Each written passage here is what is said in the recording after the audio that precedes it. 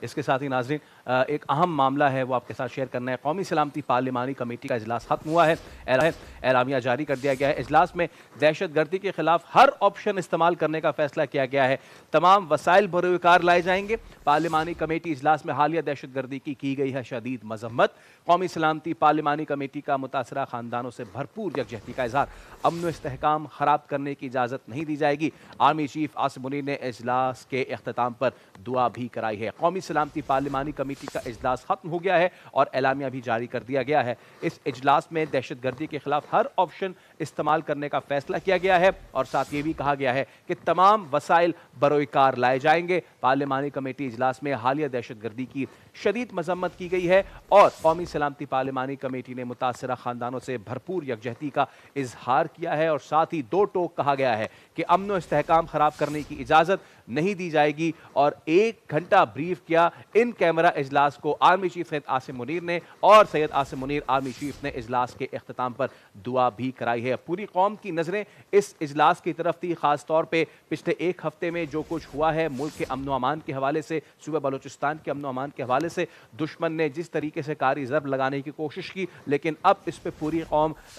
یکجٹ ہے، ایک پیج پر ہے۔ عسکری اور جو سیاسی قیادت ہے وہ تمام کے تمام تر ہم آواز ہیں اور ہم آواز اجلاس ختم ہوا ہے، اعلامیہ جاری ہوا ہے۔ سب نے ایک زبان ہو کے کہا ہے کہ دہشت گردی کے خلاف ہر آپشن کا استعمال کیا جائے گا، تمام وسائل بروئے کار لائے جائیں گے، ایک ایک انچ کا حفاظت کی جائے گی۔ اس کمیٹی اجلاس میں حالیہ دہشت گردی کی شدید مذمت کی گئی ہے۔ قومی سلامتی پارلیمانی کمیٹی نے جو بھی متاثرہ خاندان ہیں جنہوں نے اپنے پیاروں کو کھویا، جنہوں نے وطن پہ قربان کیا، چاہے ان میں سپاہی تھے یا چاہے ان میں سویلینز تھے، ان سب سے بھرپور یکجہتی کا اظہار کیا ہے اور ساتھ ہی دو ٹوک فیصلہ کیا گیا ہے کہ امن و استحکام کو خراب کرنے کی اجازت نہیں دی جائے گی۔ آرمی چیف سید عاصم منیر نے اجلاس کے اختتام پہ دعا بھی کرائی ہے۔ جعفر ایکسپریس کے حوالے سے جو کچھ دشمن کے مذموم مقاصد تھے ان کو پہلے ناکام بنایا گیا، افواج پاکستان کی طرف سے ایک ایک دہشت گرد کو مٹی میں ملا دیا گیا، ایک ایک دہشت گرد کو خاص و خاشاک کیا گیا، جہنم واصل کیا گیا اور اس کے بعد قومی سلامتی پارلیمانی کمیٹی جو ہے اس کا اعلامیہ جاری کر دیا گیا۔ علی شیر ڈپٹی بیورو چیف اسلام آباد ہمارے ساتھ موجود ہیں۔ علی شیر، بہت ہی اہم یہ کمیٹی کا اجلاس اور بہت ہی اہم اعلامیہ، بتائیے اس اعلامیہ میں مزید کیا کیا ہے؟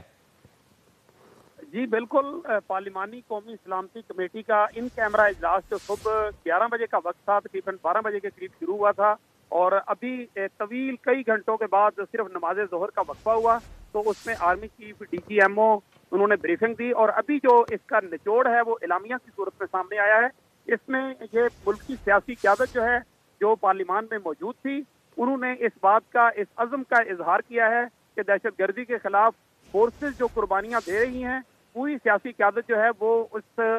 جو مینس ہے دہشت گردی کا اس کے خلاف کھڑی ہوگی، فورسز کے بیک پہ، ان کی پشت پہ کھڑی ہوگی اور ہر طرح سے ان کی قربانیوں کا نہ صرف ریگارڈ کرتی ہے بلکہ جو ان کے آپریشنز ہیں ان کو بھی بیک کرتی ہے۔ جتنے بھی آپریشنز اس وقت مختلف علاقوں میں کے پی کے میں، بلوچستان میں جاری ہیں، ان کو سیاسی قوتیں جو ہے، سیاسی جماعتیں جو ہیں وہ تائید کرتی ہیں۔ اس اعلامیہ میں اس بات پہ افسوس کا اظہار کیا گیا ہے کہ پاکستان تحریک انصاف جو کہ اپوزیشن کی ایک بڑی پارٹی ہے، اس نے اس قومی سلامتی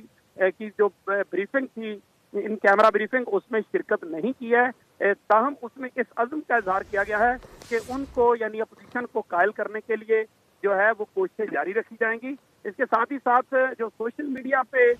فورسز کے خلاف جو پروپیگنڈا کیا جا رہا ہے یا جو ان کے معاونت کرنے والے ہیں یا جو ان کے سہولت کار ہیں یا ان کو پروپیگنڈا کو آگے بڑھا رہے ہیں، ان کے خلاف جو ہے ایکشن کو آگے بڑھایا جائے گا۔ اس سے بھی اعلامیہ میں کہا گیا ہے کہ اس کے اوپر ایک طرح سے اتفاق پایا گیا ہے کہ فورسز کی جو لازوال قربانیاں ہیں ان کو ڈی مورلائز کرنے کی کسی بھی قسم کی کوشش جو ہے وہ کسی کو بھی کامیاب ہونے نہیں دی جائے گی۔ اس طرح اس اعلامیہ میں جو بنیادی مقصد تھا وہ ایک طرح سے کہا جائے کہ حاصل کیا گیا ہے۔ تاہم اس اعلامیہ میں واضح طور پہ